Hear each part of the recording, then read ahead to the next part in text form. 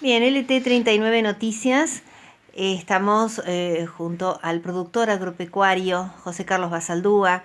Nuestra visita tiene que ver con dos temas que se han instalado en la opinión pública la semana anterior y que tienen que ver, por un lado, la reforma agraria instalada de parte de un dirigente kirchnerista y también el tema supuestamente de la creación de la Junta Nacional de Granos por parte de Felipe Solá.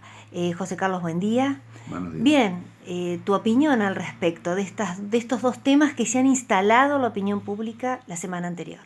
Sí, yo te diría que se han reinstalado en el ámbito político, porque en realidad la opinión pública no entiende demasiado de lo Sí. que están hablando cuando se habla tanto de la reforma agraria Sí, pero como de igual la se Junta opina, Nacional. José Carlos, ¿eh? Sí, se opina, pero muchas veces se opina sin conocer el fondo Sí, de la cuestión y de sí. dónde venimos ¿Y y hacia hacia dónde dónde vamos? pretendemos Exacto, ir. sí, sí. ¿Mm?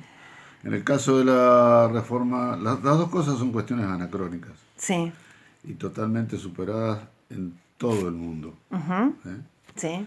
Porque en el mundo existieron tres juntas, llamadas Juntas Nacionales de Grano acá, en otros lados se llamaban de otra manera. De las tres, la última que dejó de existir fue la Junta Nacional de Granos de la Argentina. Había una junta, algo parecido a lo que Exacto, era la una década del junta 90. en el 91.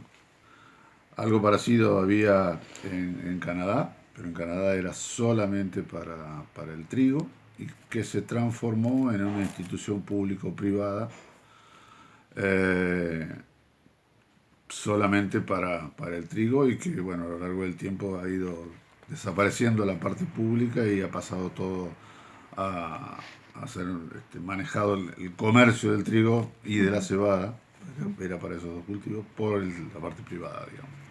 Básicamente los productores.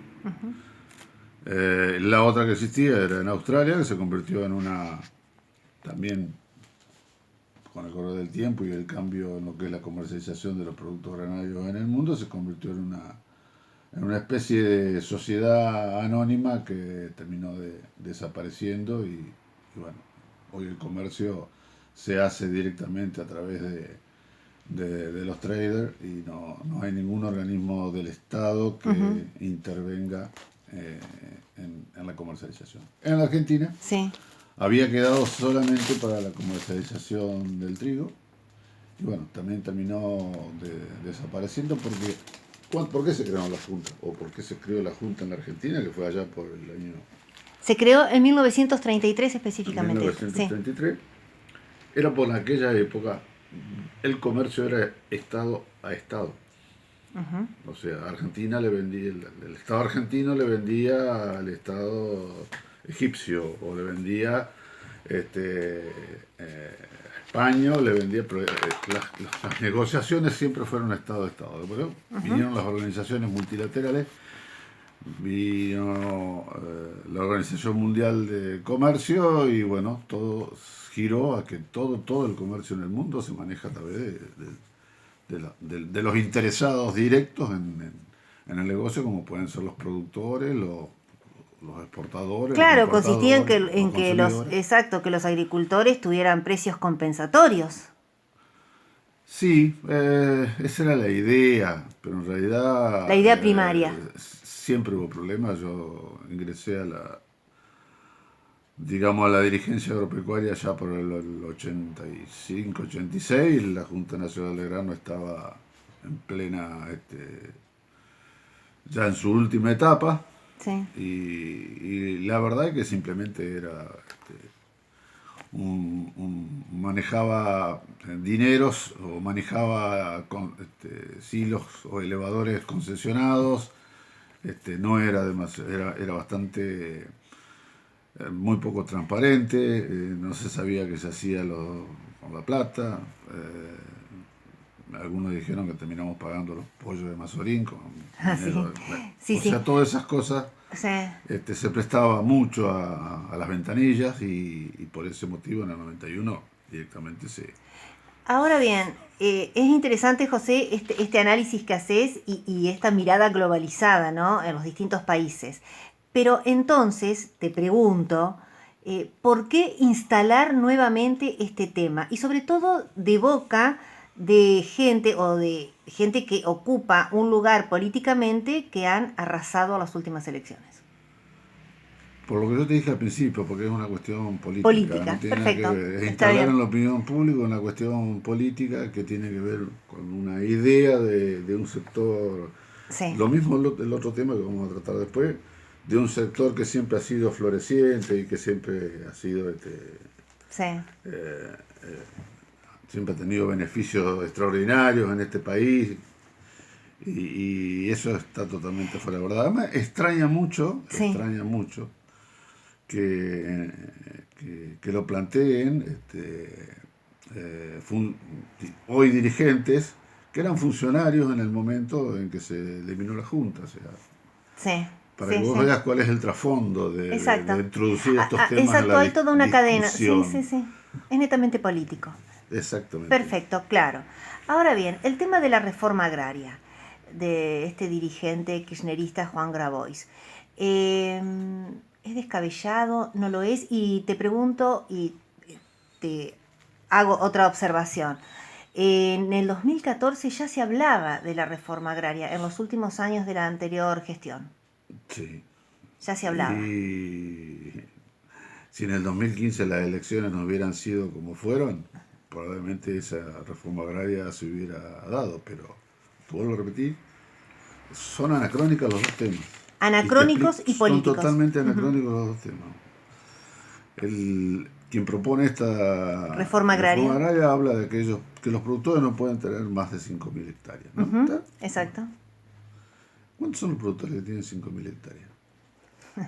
Claro. Sí. Ahora te contesto. En el censo del 2002, que es el último censo confiable, la cantidad de establecimientos agropecuarios que tenían más de 5.000 hectáreas eran el 2,1% del total de las explotaciones agropecuarias. Sí. ¿Dónde estaban ubicados? Ujú. En la zona desértica, donde 5.000 hectáreas no son una unidad económica. Por eso muchas explotaciones a través de las generaciones que se han ido dividiendo, cuando bajan de cierto hectareaje en esa zona, dejan de ser viables y se convierten en tierra de nadie. Estoy hablando de sur de La Pampa, Ujú. Santa Cruz. Santa Cruz es la que tiene más tierra desocupada que podría Bien, perfecto. distribuir el Exacto. amigo Grabois. Sí. Chubut y Salta. O sea, pero es la zona desértica. Y es el 2,1 del total de las explotaciones. O sea, pretender introducir una reforma agraria para distribuir tierras que en realidad, si no tienen un gran hectareaje, no son útiles Ujú. y se degradan, que es lo que está pasando, lo que pasa todos los últimos años en la Patagonia, sigue siendo o vuelve a ser una discusión política en el Exacto. fondo. No Ujú. tiene nada que ver con la matriz agropecuaria de este país, no Ujú. tiene nada que ver con la matriz agropecuaria del mundo. En los países donde se hicieron reforma agraria Ujú. del, del tipo que propone Grabois, todas fracasaron y todas llegaron a tener falta de alimentos, Y de árbol niveles de pobreza muy contrasentido, altos. niveles de pobreza muy altos. Sí. Entonces no tiene ningún sentido introducir este tema,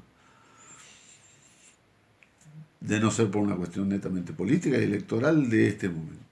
Bien. Para meter la discusión, sobre todo en gente que no conoce el fondo de la cuestión. Bien, lo último y para cerrar, José.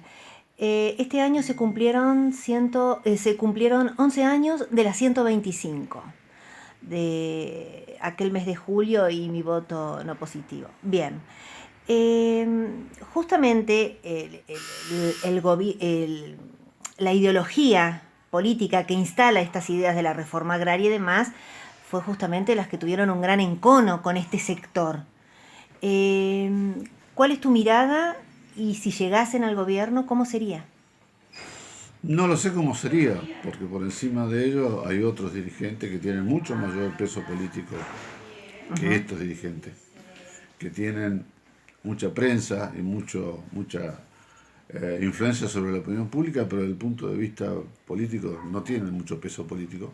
Bien, Y yo creo que quedarían en una discusión de campaña. No creo que puedan llevarse a cabo porque la realidad los golpearía con una respuesta que no sería la adecuada.